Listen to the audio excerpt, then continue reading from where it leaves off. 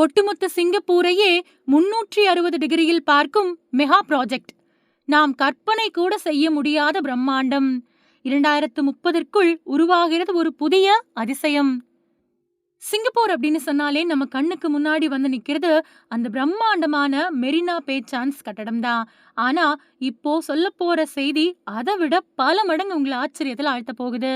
ஆமா, மெரினா பே பகுதியில சுமார் 1000 கோடி சிங்கப்பூர் டாலர் பட்ஜெட்ல கற்பனைக்கும் எட்டாத ஒரு புதிய அதிசயத்தை உருவாக்க சிங்கப்பூர் அரசு பச்சை கொடி காட்டியிருக்கு. 2030வது வருஷத்துக்குள்ள கட்டி முடிக்கப்பட இருக்கக்கூடிய இந்த புது மெகா ப்ராஜெக்ட் உலக நாடுகளையே சிங்கப்பூர் பக்கம் திரும்பி பார்க்க வைக்கும் அப்படிங்கறதுல சந்தேகமே இல்ல. இந்த புதிய கட்டடம் எவ்வளவு பிரம்மாண்டமா இருக்க போகுது தெரியுமா?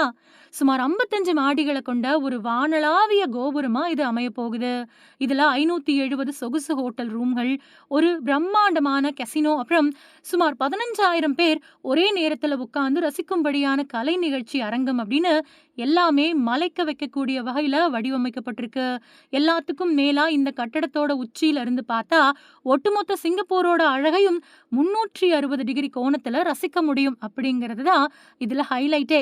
அந்தரத்துல மிதக்கிறது மாதிரி ஒரு உணர்வை இது நிச்சயமா கொடுக்கும். இந்த பிரம்மாண்டமான வேலைய சாதாரண ஆட்கள் செய்யல. ஏற்கனவே ஜுவல் சாங்கி ஏர்போர்ட், அப்புறம் கார்டன்ஸ் பை தி பே மாதிரியான உலக புகழ்பெற்ற இடங்களை கட்டின ஓஹப் அப்படிங்கிற சிங்கப்பூர் நிறுவனம் தான் இதையும் கட்டப்போகுது.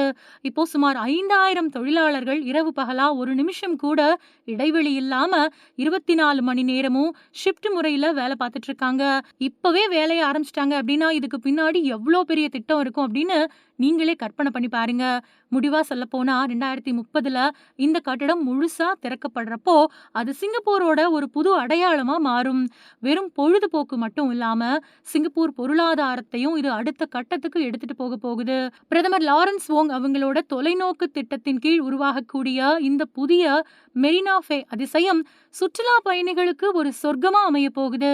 இப்பவே இதை நினைச்சு பாக்குறப்பவே ஆச்சரியமா இருக்குது இல்லையா? 2030ல நேர்ல பாக்குறப்போ இன்னும் எப்படியெல்லாம் மிரள வைக்க போகுது அப்படிங்கறத பொறுத்திருந்து பார்க்கலாம்.